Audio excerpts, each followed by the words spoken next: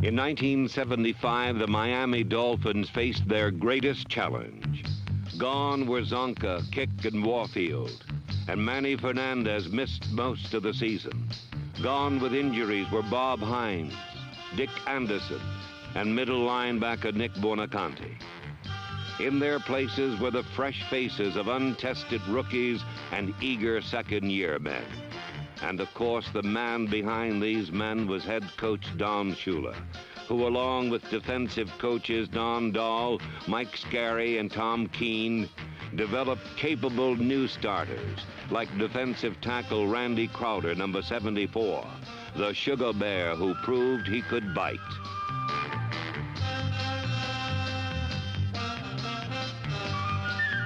(1974's first-round draftee Don Reese, number 76, was shifted between end and tackle and became an intimidator wherever he lined up.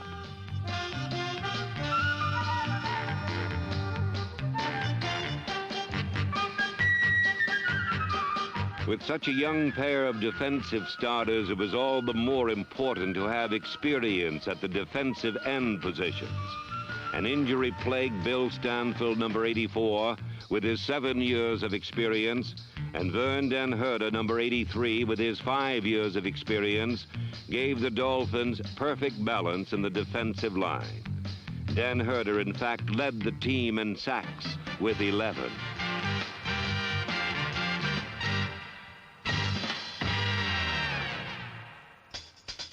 Among the veteran linebackers, Mike Colon began the season in the middle position and made plays all over the field. But then even Captain Crunch had to yield to an injury. Medical student Doug Swift, number 59, returned from an injury to resume his sure tackling style on the outside. And number 53, Bob Matheson, at a sprightly 30 years of age, became the senior member of the Dolphins' youthful defensive corps. Along with the 3 veteran linebackers were 3 outstanding rookies. Number 56, Steve Toll, set a Dolphin record with 164 tackles or assists. Toll, Ernest Rohn, and Bruce Elia showed everyone that Dolphin linebacking will be in capable hands for years to come.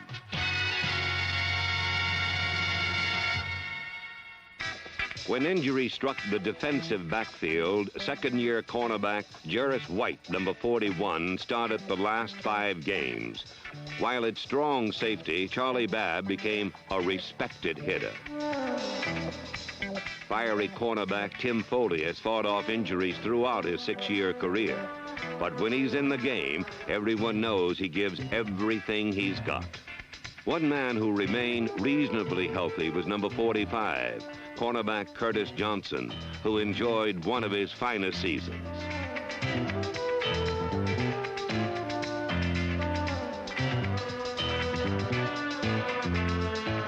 While interceptions were accumulated by 7 different members of the Dolphin defense, 6 were stolen by ball-hawking free safety Jake Scott, number 13, who set a Dolphin career record of 35.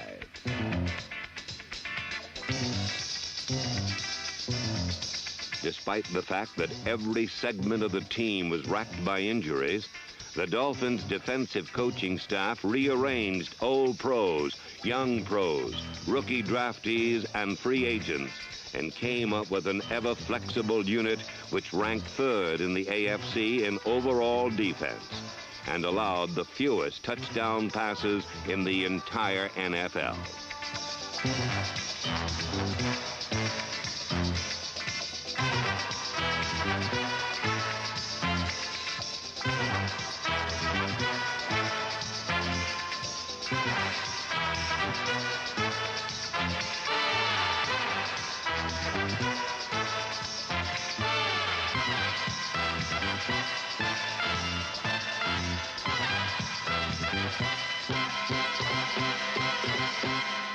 By hitting 13 field goals in 16 attempts, Garo Yepremian led the league in kicking percentage. The Dolphin passing game also led the league with 61% completions. some of those to punter halfback Larry Seipel in third down situations. Jim Mandich came up with his share of clutch catches, while Bob Greasy's leading receiver was again the second-year man from Florida, Nat Moore, number 89.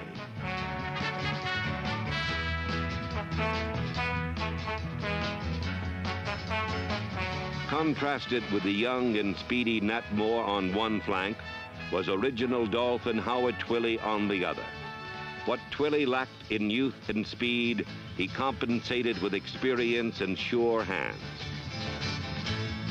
And then there was Freddie Solomon, the former quarterback from Tampa, whom personnel director Bobby Beathard calls one of the most exciting players to come out of college in the last 5 years.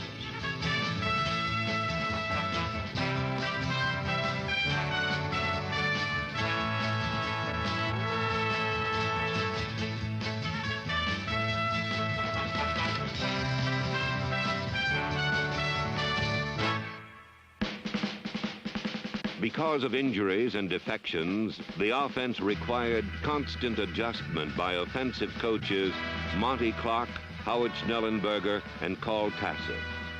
At the halfback position, Mercury Morris rushed for 875 yards and 4 touchdowns, and often injured Benny Malone added 220 more.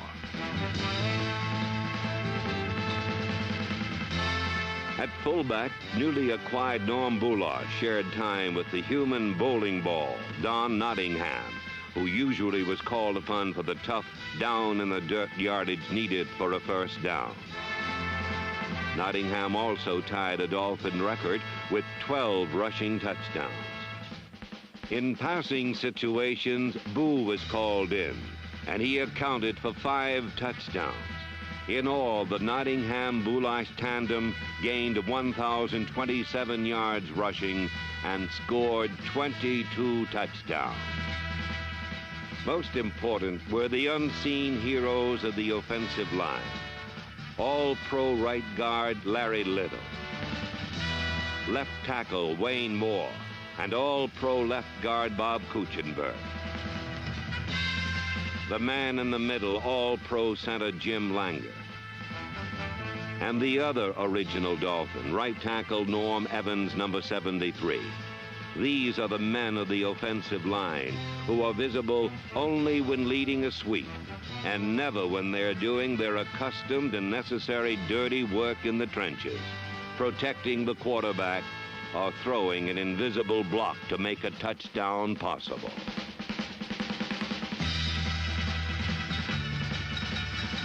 It is the usually invisible heroes like Norm Evans, number 73, that make the Miami Dolphins the powerful offensive force that they invariably are.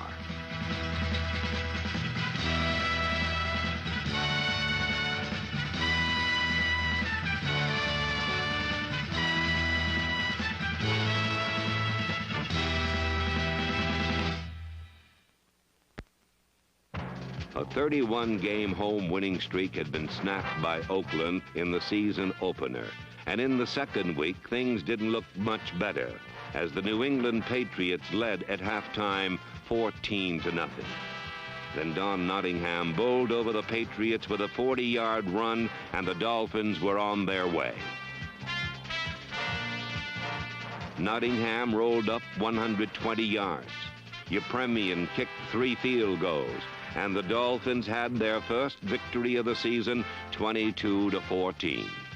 The following week, the Dolphins made their first visit ever to legendary Green Bay, Wisconsin, and the Miami ground game, featuring Don Nottingham and Mercury Morris, continued to roll.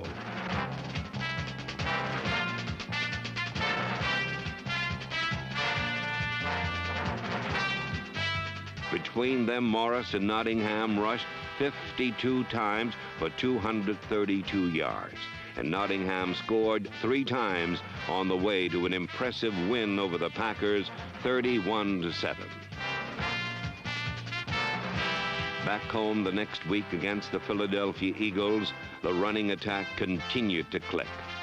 "I just work as hard as I can and never look back," said Don Nottingham, who this time was joined by former Eagle fullback Norm Bulash.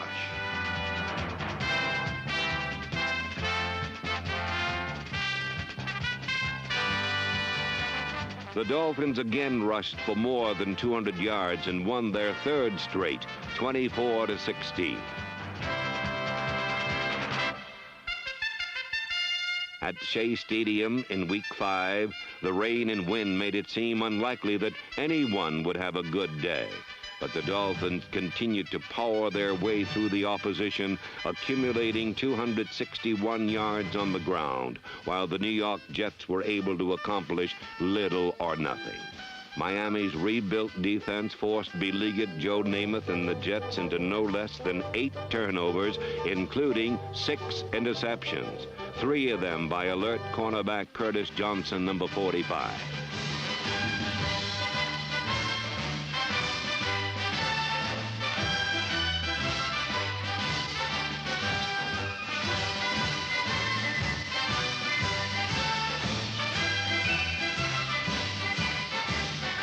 Don Shula and his staff got an almost perfect game from both defense and offense. In less than 3 quarters, Bob Greasy ran for 1 score and passed for 3 others as the Dolphins won their 4th straight and handed the Jets their worst loss in 12 years, 43-0.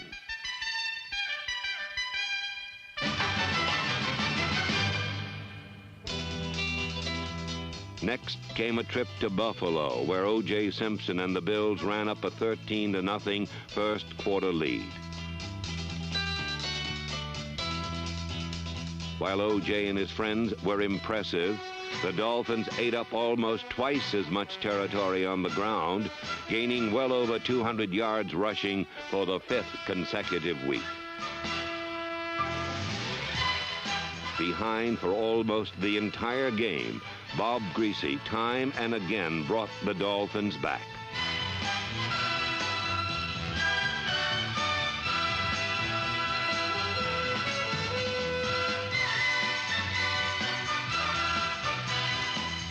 With 1:25 left, Don Nottingham blasted in for his 3rd touchdown of the day, and the Dolphins had once again outlasted the Bills 35-30. Things were a little easier the next week in Chicago, where Bob Greasy had one of his best days ever, passing for 288 yards and 3 touchdowns in just over 3 quarters of play.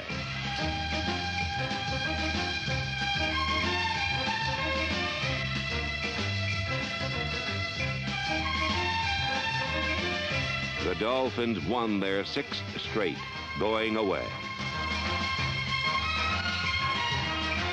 Then came the home rematch with the Jets, and this time Joe Namath got New York out ahead.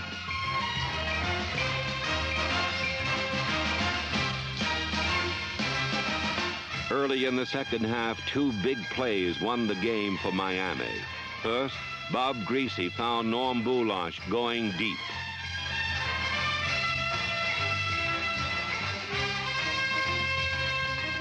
The 59-yard score by Bulash put the Dolphins in the lead for the first time. And then just 2 minutes later, Freddie Solomon returned a punt 50 yards to clinch Miami's 7th consecutive victory and a 2-game lead over second-place Buffalo in the AFC East.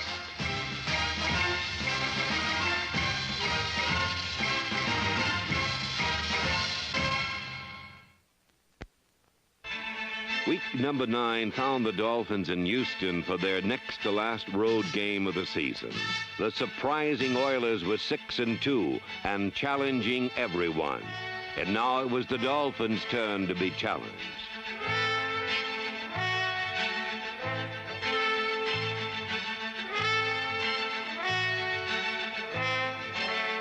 In the second quarter, Bob Greasy withstood the Oiler rush long enough to launch a pass to tight end Jim Mandich. The diving catch by Mandich evened the score, but only until Houston's number 84, Billy White Shoes Johnson, could get his hands on the ball.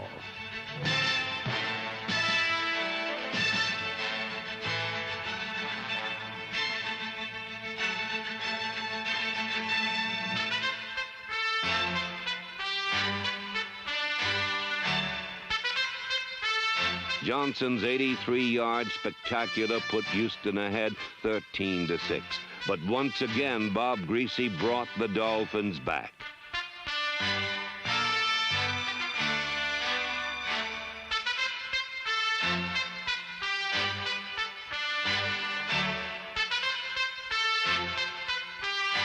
Benny Malone's touchdown tied the score again at 13, and then a reverse from Greasy to Malone to Freddie Solomon gained 35 yards and set up the go-ahead touchdown.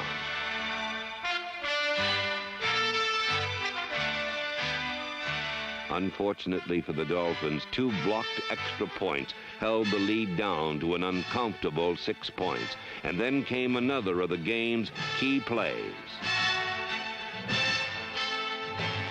Charlie Babb's apparent game-saving interception was wiped out by a defensive holding penalty, and the Oilers were awarded a first down at the Miami 7.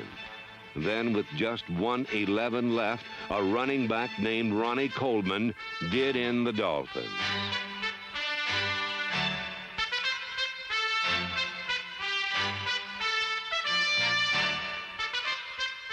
Despite a heroic performance by the entire team, Miami's 7-game winning streak was ended.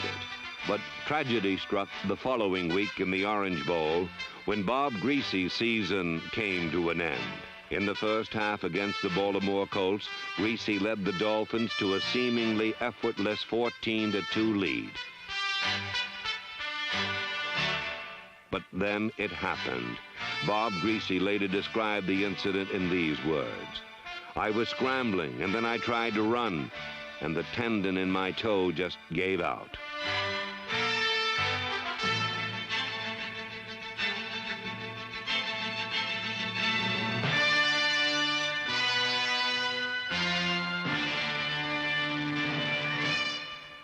The following Monday night, Earl Morrall got the call, and as Coach Shula said later, the old man got out of his rocking chair and did an outstanding job. Using young players like tight end Andre Tillman, along with wily old pros like Howard Twilley, Morrall completed a team record 13 consecutive passes and defeated the New England Patriots 20-7. Unfortunately, Morrall suffered ligament damage in his left knee, and once again the Dolphins were faced with a critical loss. Half of the previous year's starters on both offense and defense were gone, and now the all-important quarterback position was passed to a young man named Don Strock, who was given his first professional starting assignment the following week against the second-place Buffalo Bills.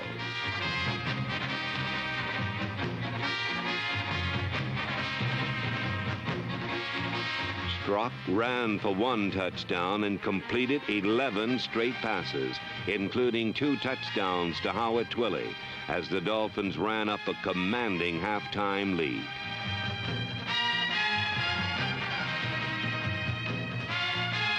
In the second half, Joe Ferguson, O.J. Simpson and company made a game of it.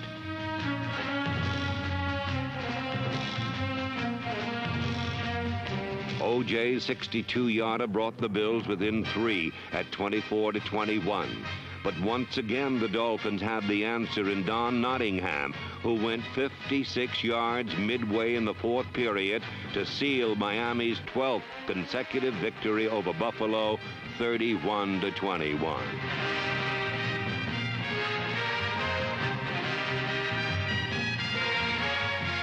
The Dolphins now held a 2-game lead over Buffalo and a 1-game lead over Baltimore. But in order to clinch their 5th straight division title, they still had to defeat the hottest team in the NFL. Winners of 7 straight games, the sky-high Colts, led by quarterback Burt Jones, were a team which had to be reckoned with.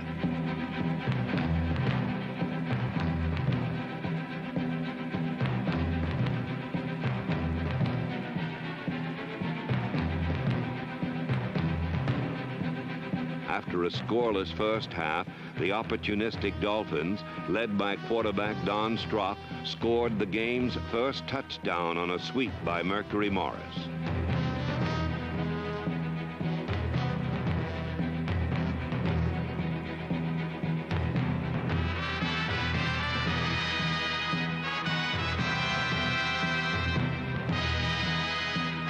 In the fourth quarter, Lydell Mitchell tied it for Baltimore and set the stage for one of the sport's most dramatic sudden death finishes.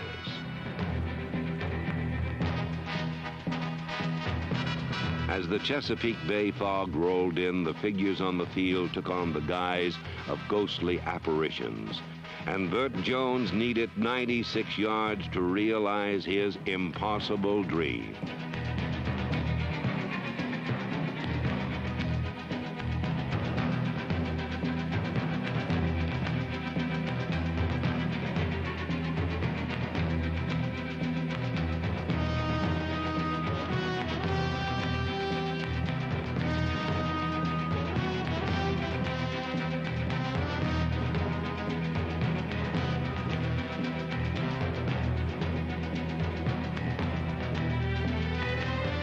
The impossible dream had suddenly become reality for the Baltimore Colts, and an unforgettable nightmare for the Miami Dolphins.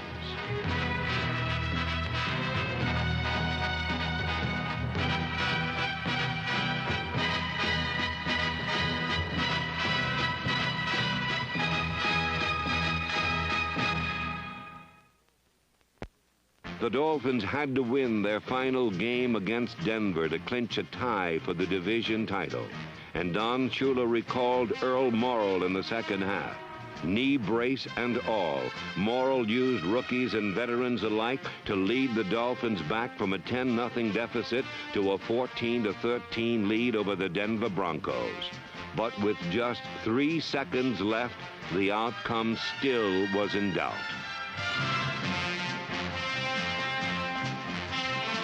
Number 44, rookie safety man Barry Hill, had blocked the 35-yard kick and preserved the Dolphins' 10th victory of the season. The same Barry Hill who had won the Tommy Fitzgerald Award as the outstanding rookie in the Dolphins training camp.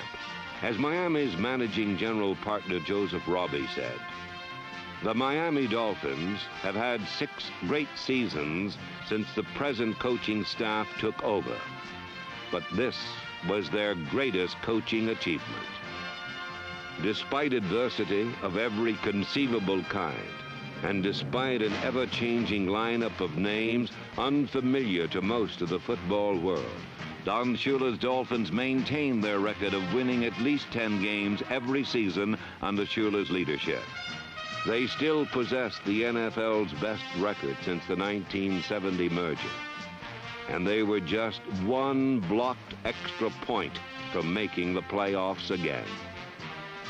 For Don Shula's remarkable no-name Dolphins, it was truly the year that ended too soon.